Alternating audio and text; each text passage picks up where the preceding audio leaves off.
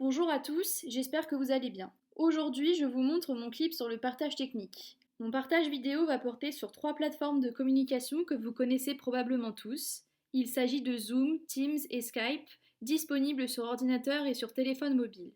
Par les temps qui courent, ce n'est pas toujours évident de laisser place à la technologie, mais c'est pourtant devenu indispensable, notamment pour le télétravail, pour pouvoir étudier à distance ou encore pour un usage personnel. Les travailleurs concernés par le télétravail représentent un tiers de la population active française et en Europe, c'est 40% des citoyens qui sont concernés. En plus, plus de 60% des entreprises canadiennes permettent cette pratique. J'imagine que sûrement la totalité d'entre vous sont familiers avec ce genre de plateforme et savent très bien s'en servir. Il est vrai que nous sommes une génération connectée qui sait facilement manier ce genre d'outils. Ces plateformes savent parfois être intuitives. Cependant, je remarque que certaines personnes de mon entourage, donc vraiment tout type de profil, peuvent être en galère et ont du mal à dealer avec ce genre d'outils ou encore ne pensent pas forcément à s'en servir. Pourtant, ça facilite la communication et c'est très souvent à notre portée. C'est pourquoi j'ai décidé de travailler sur ce sujet. Dans ce partage, je vais vous expliquer à quoi servent ces applications, quelles sont leurs fonctionnalités, quel type d'utilisateurs visent-elles et quels sont leurs avantages et leurs inconvénients. On va commencer par le plus commun et sans doute le plus vieux, Skype.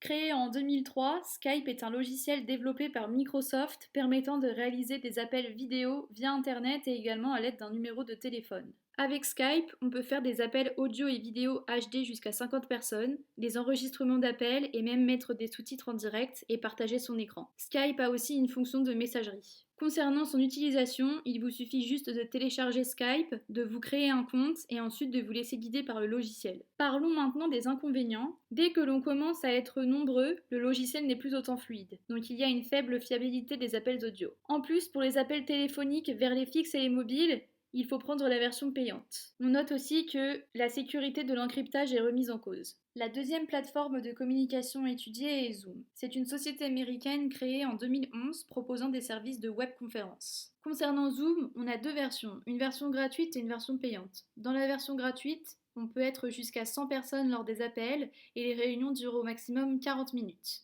Pour avoir la version payante, il faut débourser de 140 € à 190 € par an, mais on a beaucoup plus de fonctionnalités. Par exemple, on peut être jusqu'à 1000 personnes par appel, on a un système de cloud et la durée des appels est illimitée. Je vous ai précisé les quelques étapes à suivre pour utiliser Zoom. Il faut, comme beaucoup d'applications, se créer un compte, se connecter à Zoom sur le web. Après, pour programmer une réunion, il faut se connecter, cliquer sur Réunion, programmer une réunion, il faut choisir la date et l'heure et l'enregistrer. Pour démarrer la réunion, c'est tout aussi simple, il faut se connecter à Mes réunions et cliquer sur Démarrer. Pour inviter quelqu'un, il faut cliquer sur Copier le lien de l'invitation et l'envoyer aux personnes que vous souhaitez inviter. Lorsqu'on est invité, on a juste à ouvrir le mail et à cliquer sur Join. La dernière application étudiée est Teams. Microsoft Teams est une application de communication collaborative lancée par Microsoft en novembre 2016. Avec cette application, on peut faire des visioconférences, des partages d'écran, des arrière-plans personnalisés, on peut avoir un mode ensemble, on peut partager des fichiers. Là encore, pour utiliser cette application, il faut ouvrir Teams qui est dans la suite Office 365, il faut se connecter ou créer un compte, et ensuite, on peut créer des équipes, créer des conversations, checker le calendrier, déposer et modifier des fichiers ou encore planifier des réunions. Passons maintenant aux avantages et inconvénients de cette application. Concernant les avantages, il n'y a pas de limitation de temps quand on fait un appel. C'est une application qui est très complète parce qu'on peut aussi bien appeler qu'envoyer des messages. Cette application est inclue dans la suite Office 365 et n'inclut donc pas de frais supplémentaires. Parlons maintenant des inconvénients. Le cryptage des données est géré par Microsoft. Normalement, il n'y a pas de problème, mais on ne sait jamais ce qu'ils vont faire. Ça peut être du piratage et gestion trouble des données. Pour terminer, j'aimerais vous parler d'une société américaine créée en 1995 offrant des services logiciels de visioconférence et de webconférence à la demande.